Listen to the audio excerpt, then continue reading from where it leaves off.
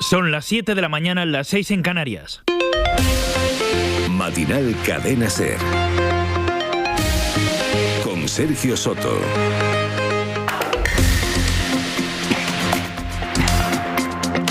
¿Qué tal? Buenos días. Pendientes del fuego en varios incendios. Uno de ellos entre Aragón y Cataluña ha calcinado ya 650 hectáreas en las dos comunidades. En Aragón son 400 y los trabajos para controlarlo han seguido durante toda la noche. Preocupa el viento, que hasta ahora se lo ha puesto difícil a los servicios de extinción. En Cataluña ese mismo fuego sigue activo, pero la evolución a medianoche era favorable según los bomberos. Vamos con la última hora. Radio Barcelona. Sergi López, buen día. Hola, buen día. Según los bomberos de la Generalitat, las prioridades marcadas para batallar contra el fuego se están cumpliendo positivamente. Por una parte, se trabaja para cerrar el flanco izquierdo y evitar que el fuego se abra paso por la cola. La cabecera del incendio está en la Sierra de Campells. En este punto, los efectivos de los agentes rurales, con herramientas manuales, están aprovechando las oportunidades del terreno, donde hay campos y pistas, para frenar la propagación. 40 dotaciones de los bomberos de la Generalitat han trabajado y siguen haciéndolo toda la noche en la extinción de este incendio forestal que afecta, según los últimos datos, unas 250 hectáreas entre los municipios catalanes de Granja d'Escarp y Maials. Los efectivos aéreos no se han podido activar por culpa del fuerte viento que había ayer. No hay carreteras afectadas ni se ha tenido que desalojar a vecinos. Solo se tuvo que desviar a un grupo de unas 40 personas que tenían previsto hacer una fiesta rave en la zona. Y en Casella de Alcira, en Valencia, un fuego más pequeño ha obligado a desalojar a 100 personas, pero ya está estabilizado. Las autoridades esperan que los 100 desalojados que han pasado la noche fuera puedan volver hoy a sus casas. Y el tiempo, como siempre, va a ser clave para frenar el fuego en un día de sol en casi toda España. Laura Álvarez, buenos días. ¿Qué tal? Buenos días. Este domingo se esperan temperaturas agradables en la mayoría de la península, aunque habrá, sobre todo a primera hora de la mañana, nubes en el norte de Galicia, Cantabria y en Castilla y León. A medida que avance el día, sol en casi todas las comunidades. En Sevilla y Córdoba superarán los 30 grados, en Cáceres alcanzarán hasta los 27 y en Ávila y en Alicante hasta los 20. Además, hay aviso naranja por fenómenos costeros en las Islas Baleares y en Cataluña, donde también habrá fuertes rachas de viento. En Tarragona o Girona pueden tener rachas de hasta 80 kilómetros hora. Y esto que vamos a escuchar es Otra barrera rota.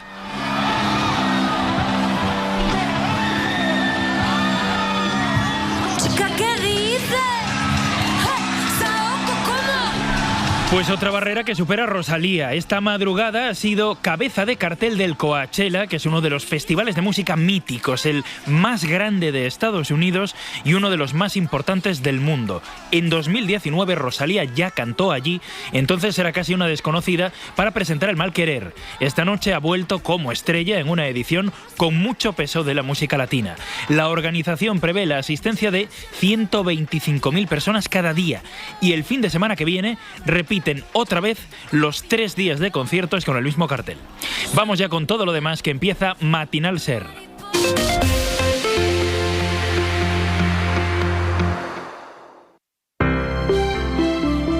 Buenos días. En el sorteo del sueldazo del fin de semana celebrado ayer, el número premiado con 5.000 euros al mes durante 20 años y 300.000 euros al contado ha sido 18.206. Serie 32. Asimismo, otros 4 números y series han obtenido cada uno de ellos un sueldazo de 2.000 euros al mes durante 10 años. Puedes consultarlos en juegos11.es. Hoy tienes una nueva oportunidad con el sueldazo del fin de semana. Disfruta del día. Y ya sabes, a todos los que jugáis a la 11, bien jugado. Cuidado con la sopa, que quema. Siempre hay alguien que cuida de ti. En Autocontrol, anunciantes, agencias y medios, llevamos 25 años trabajando por una publicidad responsable. Campaña financiada por el Programa de Consumidores 2014-2020 de la Unión Europea. Matinal Cadena SER. Fin de semana con noticias sobre todo de la política aquí en España por la precampaña, ahora vamos a entrar en ella, en Francia, que es lo último, por el combate en la calle contra Macron que no para.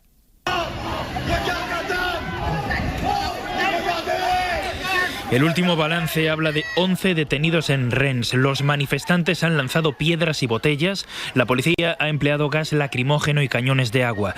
Ese es el último balance y de una sola ciudad. La noche pasada, recordamos, fueron más de 100 los arrestados en todo el país. La calle muy caliente contra Macron y algunas voces conservadoras, como la del vicepresidente de los republicanos, el partido de la derecha tradicional, que hoy en una entrevista en Le Journal du Dimanche pide a Macron que organice un referéndum sobre la reforma de las pensiones que ha hecho estallar la contestación social. Referéndum que, por cierto, rechazó el Consejo Constitucional este viernes. Macron se va a dirigir al país mañana en una declaración oficial, mientras los sindicatos y la oposición anuncian más y más protestas. Desde Francia informa para la SER Lucía Riera. La ley que aumentará gradualmente la edad legal de jubilación hasta los 64 años entrará en vigor el 1 de septiembre. El líder sindical Laurent Berger ha dicho en una columna en Le Parisien que el mensaje que envía Macron es el desprecio al mundo laboral y su desconexión de la realidad. Los sindicatos han convocado una movilización excepcional el 1 de mayo, el Día del Trabajo, pero no solo. Antes, para este mismo jueves, hay convocada una jornada de expresión de la cólera ferroviaria y también se esperan manifestaciones el viernes 28 de abril. Unas llamadas a la movilización que apoyan el 60% de los franceses, según un sondeo del observatorio Toluna Harris Interactive. El 71% de los encuestados se declara contra la ley de reforma de las pensiones. Y prueba de ello es que ayer, de nuevo, se sucedieron las marchas no declaradas en París, Lille y la más violenta en Rennes. Allí 11 personas fueron detenidas y un gendarme resultó herido. Pero el gobierno sigue su huida hacia adelante. La reforma es difícil pero necesaria, ha dicho la primera ministra Elisabeth Borne. En el Consejo Nacional de su partido ha asegurado que están decididos a acelerar las reformas. Aldo Rubert es profesor de Sociología Política en la Universidad de Lausanne, investigador y experto en política francesa. ¿Qué tal, Aldo? Buenos días. Hola, buenos días, ¿qué tal? A ver si podemos entender un poco mejor, Aldo, por qué nadie parece en Francia estar dispuesto a frenar o a reducir la intensidad del enfrentamiento. Primero, ¿cuáles son las razones o cuáles son los motivos de quienes se oponen a la reforma? Porque hay quien en España muestra dudas o les sorprende, por lo menos, que genere tanto enfado el hecho de jubilarse a los 64 años, cuando aquí hablamos de los 67, por ejemplo. No se trata tanto de comparar la edad media, básicamente de la edad legal de jubilación entre los distintos países, sino la edad media efectiva de jubilación. Cuando miramos esto, es decir, cuando la gente básicamente se jubila con una pensión más o menos completa, vemos que Francia de hecho se sitúa ya en la media de la OCDE. ¿Y por qué no se acepta tanto esta reforma? Porque básicamente los franceses han podido constatar que había distintas alternativas a su financiación. De hecho, el propio déficit del cual habla el gobierno está bastante discutido. Incluso el Consejo de Orientación de las Pensiones, que asesora a la Asamblea y al Gobierno, no lo tiene ni siquiera claro. Y de esta reforma pues había otras alternativas también para este hipotético déficit, como reconsiderar, por ejemplo, las rebajas fiscales a las empresas, a los impuestos de producción que ha llevado a cabo tanto el Gobierno de Macron, o simplemente aumentando un poco las cotizaciones, ¿no?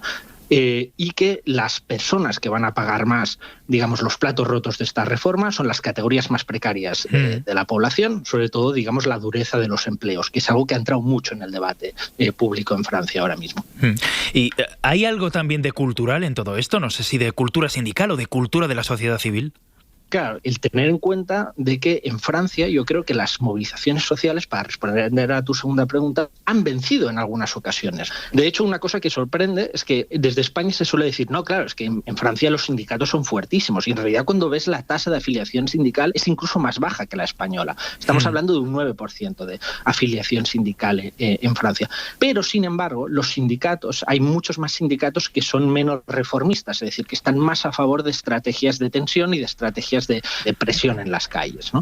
E incluso en esta ocasión la diferencia, y es la primera vez en la historia social francesa, que todos los sindicatos están de acuerdo con la misma estrategia de tensión en las calles. También tiene mucho que ver, por ejemplo, con la herencia que ha dejado el movimiento de los chalecos amarillos. Los chalecos amarillos también consiguieron concesiones, a pesar de que no fueran todas las que querían. Y Macron solo ha cedido en su primer quinquenio por las violencias y los disturbios que hubo durante estas manifestaciones, ¿no? Claro, después está el efecto político que puede tener todo esto. Hay muchos análisis que insisten en que Macron ha basado, digamos, todo su capital político en esta reforma, que él además ya no se va a volver a presentar. Así que lo único que le queda es seguir adelante, pero con una oposición enorme en el país, que nos estaba contando Lucía, entre la ciudadanía, entre los sindicatos, la oposición. La pregunta entonces es, ¿dónde, hasta dónde y después qué? Ante un partido socialista y una derecha tradicional desaparecidos, ¿va a ganar la extrema derecha? Claro, es difícil. De momento hemos visto algunas encuestas que han salido muy alarmistas sobre la posibilidad de una victoria del antiguo Frente Nacional, de la actual Agrupación Nacional, en una hipotética segunda vuelta pues que se hiciera hoy, ¿no? Sin embargo, es muy difícil hacer sondeos en pleno, en medio de una movilización social de estas características, ¿no? Entonces, yo creo que todo esto va a depender un poco del desenlace de esta movilización social. Si esta movilización social logra una victoria, por pequeña que sea, yo creo que aquí la izquierda puede capitalizar bastante. Lo que puede ser realmente peligroso es que si pasa con tanta fuerza, con tanta mano de hierro, esta reforma de las pensiones Macron, si llegamos a una tesitura en la que el gobierno de Macron sigue mostrando pues que gobierna con esta mano de hierro, con esta verticalidad de que no existe ningún tipo de contrapoder ni en las calles ni en el Parlamento, eso sí que puede ser el caldo de cultivo del discurso de todos los políticos son una mierda, pues hacer política no sirve para nada, todo está atado y bien atado, los ingredientes discursivos necesarios para un auge de la extrema derecha. Aldo Rubert, profesor de Sociología Política en la Universidad de Lausanne, gracias por atendernos, buenos días. Muchas gracias, hasta pronto. Una cosa más de Francia, porque esta noche el fundador del partido ultraderechista Frente Nacional, Jean-Marie Le Pen, ha ingresado en el hospital con pronóstico grave por un problema de corazón. Tiene 94 años. Aquí en España el camino a las elecciones del 28 de mayo sigue pasando por la ley de vivienda y por los roces, por los pactos o los no pactos en la izquierda.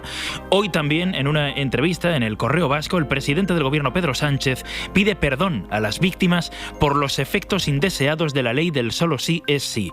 Pero el discurso político del sábado ha girado en el desbloqueo de la nueva normativa de vivienda contra la que se revuelve el PP. Sánchez le pide al Partido Popular que por lo menos se la lean. Ya el PP ha dicho que va a recurrir la ley de vivienda ante el Tribunal Constitucional, ¿no? Bueno, yo no sé por qué esto es una noticia, porque cada avance lo recurren ante el Tribunal Constitucional, ¿no? Bueno, ya sabemos a quién defienden. No defienden la mayoría, defienden a unos pocos, los que están ahí arriba. Hombre, espérense un poco, léanla, ¿no? Debatan y luego miren. Y Feijóo, que matiza ahora que su partido sí está a favor de controlar lo que cuesta tener casa en España, pero no así. No hay que intervenir en el precio, dice Feijóo, ni siquiera allí donde están más disparados, que sobre todo en grandes ciudades con poco espacio. ¿Cómo se bajan los precios de la vivienda? Haciendo más viviendas, que haya más viviendas y bajaremos los precios de las viviendas. No construyendo menos, sino construyendo más. Podemos avisa de que son muchos los que intentan colgarse ahora la medalla de la nueva ley de vivienda, pero que no habría salido adelante sin su empuje. Ione Belarra, secretaria general. Las únicas personas que van a empujar desde sus gobiernos y desde sus parlamentos autonómicos que se siga garantizando el derecho a la vivienda en España y que se regulen los precios del alquiler en sus territorios están sentadas hoy aquí. Que no os engañen con electoralismos. También entre los mensajes de la fiesta de primavera de Podemos, el de que Podemos no se pone de perfil. Toque velado parece a otras fuerzas de la izquierda. Menos velado es este de Pablo Iglesias, que sigue teniendo voz destacada en los actos del partido. Llama otra vez a la unidad a pesar de... Reivindicar que Podemos es condición de posibilidad para la transformación de este país y seguir tendiendo la mano a pesar de los insultos, de los ninguneos y de los desprecios, porque hay algo mucho más importante que la dignidad de toda esta militancia: poder seguir transformando este país y tratar de frenar un proceso de involución democrática en Europa. El presidente del gobierno, lo escuchábamos en este carrusel político, que hoy también va a estar en Valencia en la segunda jornada de la Convención Municipal del PSOE. Los socialistas confían en que la ley de vivienda marque la agenda hasta el 28 de mayo y reme a su favor. Jefa de política de la SER, Inma Carretero, buenos días. Buenos días. El Gobierno quiere situar el foco en las políticas de vivienda. De eso se espera que hable hoy en su intervención el presidente del Gobierno en la Convención Municipal de Valencia, en la que distintos cuadros del PSOE dicen que la situación ha cambiado, que hace un año se quejaban de que la gestión del Gobierno no llegaba a los ciudadanos y aseguran que ahora está calando.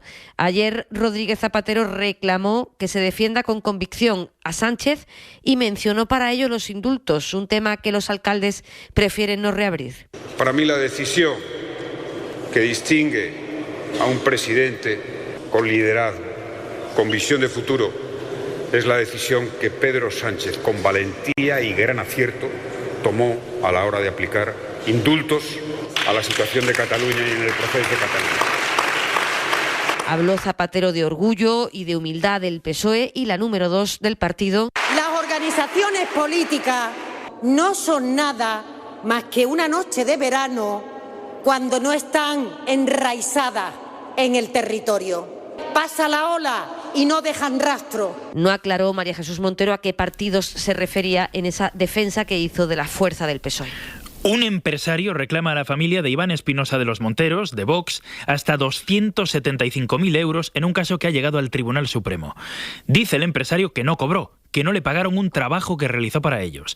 Negoció la salida de los inquilinos de un edificio de lujo en Madrid para que quedase vacío y que se pudiese vender. Y cuando estaba a punto de terminar la operación, Espinosa de los Monteros se hizo cargo y dice el empresario que no le pagó. Pedro Jiménez. El Supremo se inclina por rechazar el recurso del empresario que negoció la salida de los inquilinos del edificio de lujo en Madrid, propiedad de los tíos de Iván Espinosa de los Monteros y en cuya venta intermedió el dirigente de Vox. Este empresario reclama 275.000 euros por sus servicios a la propiedad. Según su versión, cuando solo quedaba una inquilina, le rescindieron el contrato para dejarlo todo en manos de Iván Espinosa de los Monteros. Se llama Juan Carlos Grande. En la última vivienda se me indicó por parte de los propietarios Jorge y Paz Espinosa de los Monteros que las negociaciones en exclusiva se iban a encargar de realizarlas con esta señora, su sobrino y el abogado. Su sobrino evidentemente era Iván Espinosa de los Monteros y no se me pagó absolutamente nada. Esta semana el diario.es ha adelantado que Espinosa de los Monteros se embolsó 625.000 euros por esa operación y que Hacienda le reclamó casi 300.000 que no ingresó en las arcas públicas. En Canarias, la Guardia Civil investiga como violencia machista la muerte en Fuerteventura de una mujer y de la que era su pareja. Encontraron los cuerpos hace 2 días, pero este sábado hemos sabido que la hipótesis es que él la asesinó a ella y después se suicidó. Canarias, Pedro Murillo. Los cuerpos sin vida de 2 turistas de origen alemán fueron encontrados el pasado jueves en la habitación de un hotel en el municipio de Pájara, en la isla de Fuerteventura, con claros signos de violencia. La Guardia Civil ha iniciado las diligencias de investigación y una de las hipótesis que cobra más fuerzas es la de que se trata de un caso de violencia machista. La mujer de 42 años presenta un fuerte golpe en la cabeza provocado, según los primeros análisis forenses, por un objeto contundente, mientras que el hombre falleció de asfixia. Fuentes cercanas a la investigación han informado que las diligencias siguen abiertas y no se descarta ninguna hipótesis por el momento, si bien la Delegación del Gobierno contra la Violencia de Género ha confirmado que se encuentran recabando datos por un presunto caso de violencia de género. En este sentido, de confirmarse, el número de mujeres asesinadas por violencia de género ascendería a 13 en 2023 y a 1.197 desde 2003. Este domingo, desde las 2 de la tarde, hay Liga, hay Carrusel. Juega el líder. Sigue Ansu, aguanta Ansu, avanza Ansu, entra en área, Ansu le pega, Ansu, llegó el gol de Ansu. ¡Gol, gol, gol, gol, gol! Desde el Coliseum, Getafe Fútbol Club Barcelona. Y además, Girona-Elche, Valencia-Sevilla y Atlético de Madrid, Almería. Va a llegar Morata por el centro, Morata va a dejar para marcar Molina. ¡Gol, gol, gol, gol, gol, gol, gol, gol! Y también el clásico de la Liga Endesa de baloncesto, Barça-Real Madrid. Una nueva jornada de la Liga Smartbank y de la Liga F. Lo mejor del fútbol internacional. Y desde Austin, tarde de carreras con el Gran Premio de las Américas de motociclismo. Te lo cuenta todo el programa líder de la radio deportiva. Mucho carrusel tienes tú. Con Dani Garrido. Cadena SER. Número 1 en deporte.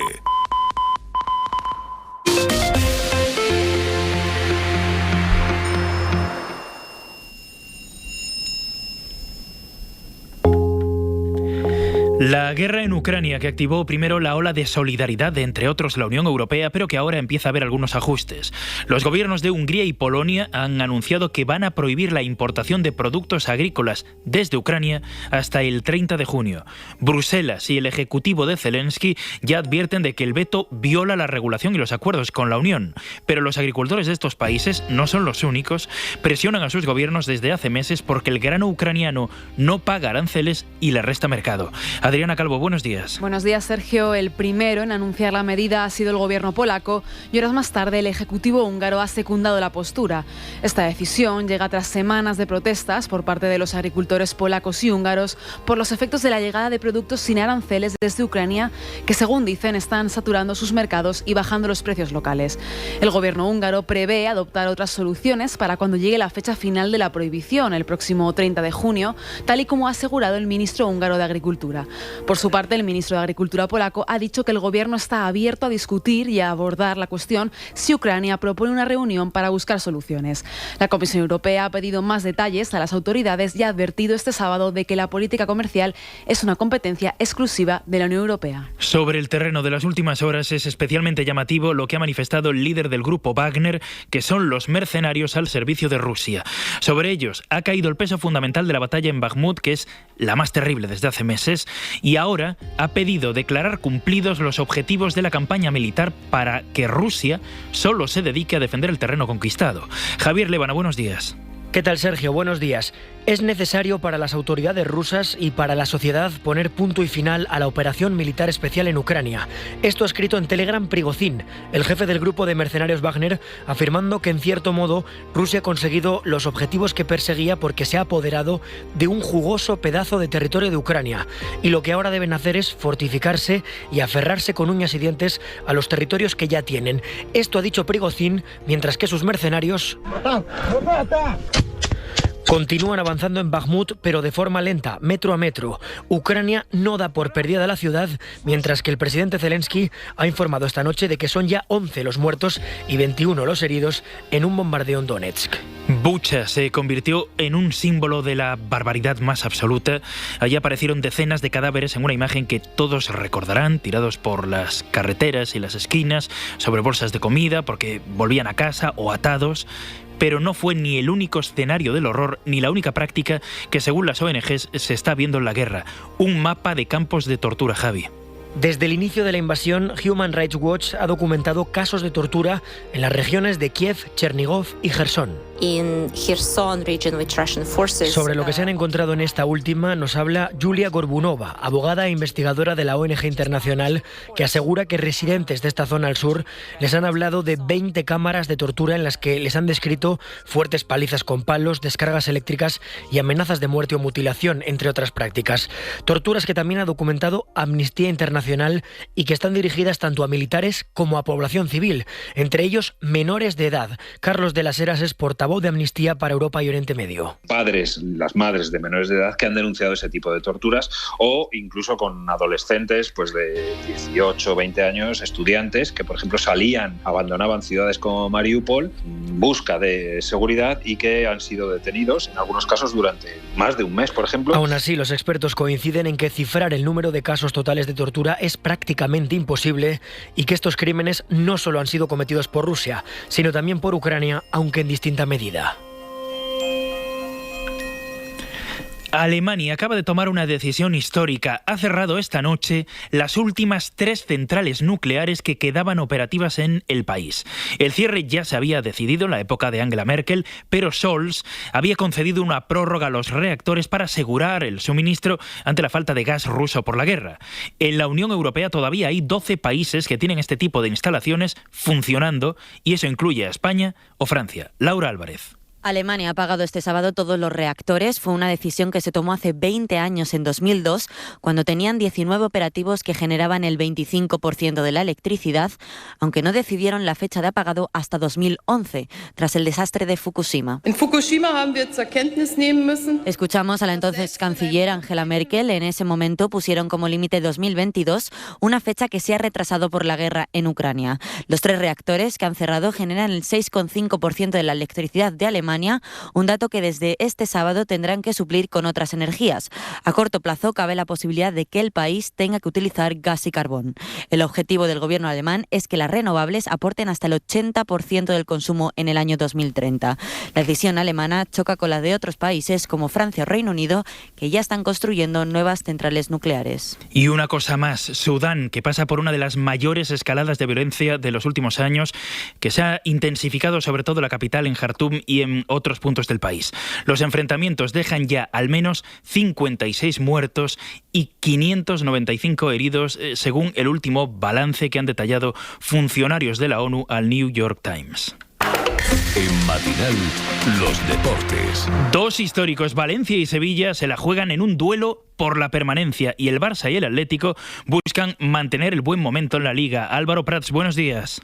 Buenos días. El Barça líder visita el Coliseum de Getafe a las 4:15, sin Pedri, De Jong, Dembélé ni Christensen. A las 2 se juega el Girona-Elche. A las 6:30 el Atlético de Madrid recibe al Almería y enfrentamiento clave por la permanencia Mestalla, Valencia y Sevilla. A las 9 los de Baraja ocupan posición de descenso y los de Mendilibar con el subidón de Manchester buscan alejarse a 8 puntos del descenso. Hablan los técnicos. Esta situación solamente la podemos sacar adelante desde la exigencia. Y cuando tengamos máxima exigencia, sacar un poquito más. Y cuando uno da el 100%, sacar el 120%. Esta es la única manera que yo veo de cambiar la situación. Jugadores, cuerpo técnico, yo el primero, todo el mundo tiene que hacer su trabajo. Y cuando tú haces tu trabajo y tienes exigencia máxima, seguramente estaremos más cerca de salir adelante y de cambiar esta situación. Contra un buen equipo que no está bien, con buenos futbolistas que son peligrosos por circunstancias. Está donde está, pero nos enfrentamos a un muy buen equipo con muy buenos futbolistas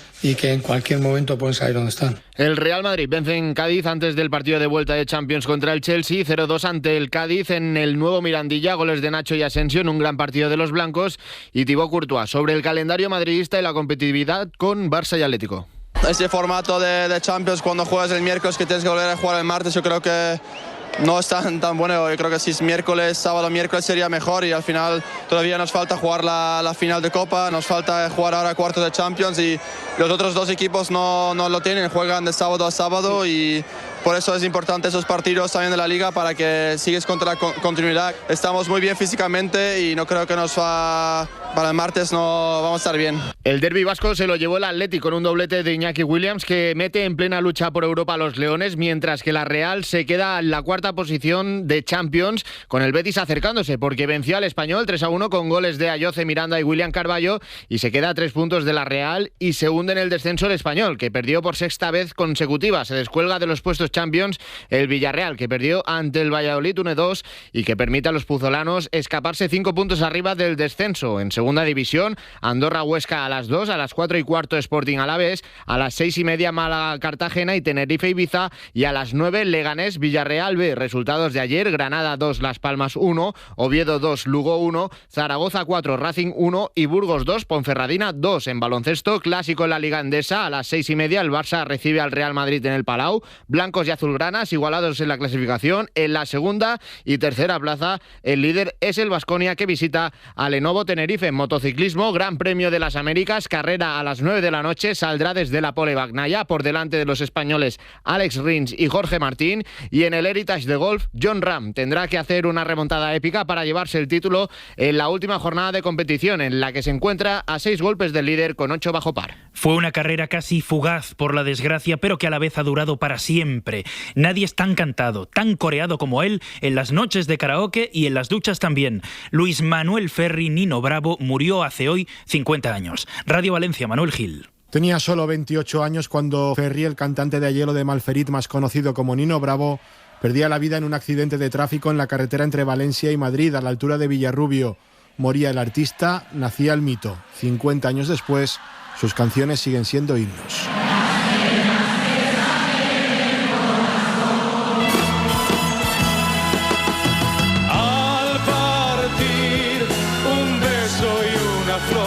Muchos comparan su voz con la de los más grandes de la historia: Tom Jones, Elvis Presley, Freddie Mercury, Frank Sinatra, Rafael, Camilo VI o Nino Bravo. Yo su voz no he visto otra igual. Porque fue muy importante en su época porque puso el nombre de Valencia en lo más alto. Libre como el sol cuando puedes llegar a su altura nunca. Yo soy libre como el mar. En Valencia se ha declarado este 2023 año Nino Bravo. Se suceden los homenajes, entre ellos el nuestro, el de Radio Valencia, un podcast de 10 capítulos. Querido Nino, la historia revisada de una voz legendaria con los testimonios de sus hijas. Nosotros lo tenemos presente como si hubiéramos estado siempre con él. Es que está en nuestra vida. Y de las personas que le acompañaron y fueron testigos de su éxito. Y solo sé que se llama Noelia. Así nos vamos, se quedan con la hora extra con Dani de la Fuente. La información vuelven a vivir con Javier del Pino y en todo momento en cadenaser.com y en nuestras redes sociales. ¡Feliz domingo! Matinal Cadena Ser con Sergio Soto.